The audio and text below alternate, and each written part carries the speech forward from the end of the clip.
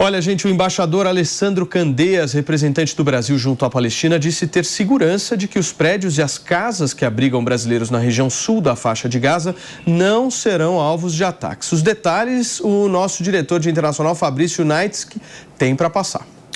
Pois é, Paulo, o Alessandro Candeias divulgou esse comunicado agora há pouco, afirmando que a Embaixada Brasileira na Palestina tem conversado ativamente com o governo de Israel para passar a exata localização dos prédios onde estão abrigados esses cerca de 30 brasileiros que estão tanto na cidade de Rafah quanto na cidade de Khan Yunis, e garantir, então, que esses prédios não se tornarão alvos dos ataques aéreos do Exército de Israel, que, como a gente tem falado aqui, tem realizado ataques em toda a extensão da faixa de Gaza.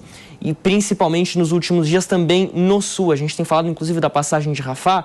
Um dos motivos que demorou para a abertura dela foram justamente ataques aéreos que acabaram ali atrapalhando as estradas que precisaram ser reconstruídas para a passagem dos caminhões. Então tem essa declaração agora do embaixador Alessandro Candeias dizendo que esses brasileiros estão em prédios cuja localização foi informada sim ao Exército de Israel, mas que ele não tem como garantir de fato que esses prédios os prédios não serão alvos, mas a região em torno pode sim ser alvo. A gente tem visto relatos de brasileiros ali a todo momento e isso, claro, que preocupa. É muito difícil garantir segurança num momento como esse, né, Fabrício? Justamente. A gente viu na semana passada, inclusive, aquela explosão ao vivo aqui que a gente acompanhou próxima de um hospital.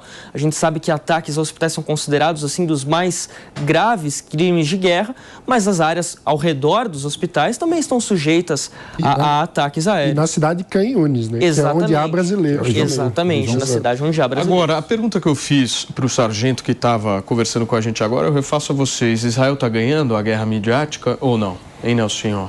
Depende, né, Paulinho? Porque, por exemplo, ali em volta, as pessoas estão acreditando muito no Hamas. A gente viu semana passada aquela manifestação na Síria impressionante, com o tanto de gente que estavam mobilizados contra Israel, justamente porque acreditaram naquela narrativa inicial, né? Acreditaram naquela desinformação de que Israel teria atacado o hospital. Então, assim, é claro que vira uma guerra violenta, inclusive, de narrativas, de informação e de desinformação.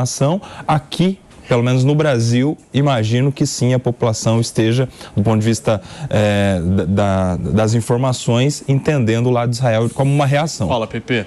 Não, por conta daquela notícia que passou sobre o possível ataque no hospital, não é? Te viu e surgir várias manifestações no mundo todo. Aí Israel veio a público mostrar de forma clara que não foi ela que fez aquele atentado no estacionamento do lado do hospital. Mas a questão da mídia e a questão da desinformação é algo que permeia todas as guerras no mundo todo, em todas as épocas, né?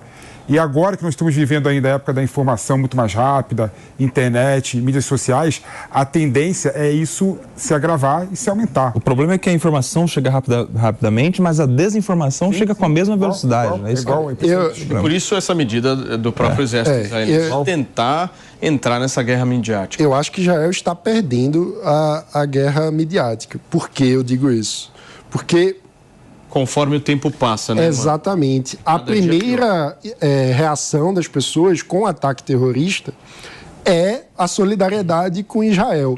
À medida que o tempo passa e a gente vê as cenas de perturbação da vida civil, de catástrofe humanitária na faixa de Gaza, a opinião pública mundial começa a virar. Tanto que, quando a gente pensa na própria declaração do Biden em Israel, ao mesmo tempo em que ele demonstrou solidariedade ao povo israelense, ele foi muito enfático em dizer: não cometam o erro que nós americanos cometemos. Ou seja, por que esse recado? Porque há percepção da comunidade internacional e do próprio Biden, que é o principal aliado de Israel no mundo, de que Israel pode estar à beira de cometer um grave erro. Mas, mano, do ponto de vista político. Tem que separar a guerra midiática com a guerra em si. Né? Isso que você está falando para mim é a forma que Israel está se portando em relação à guerra.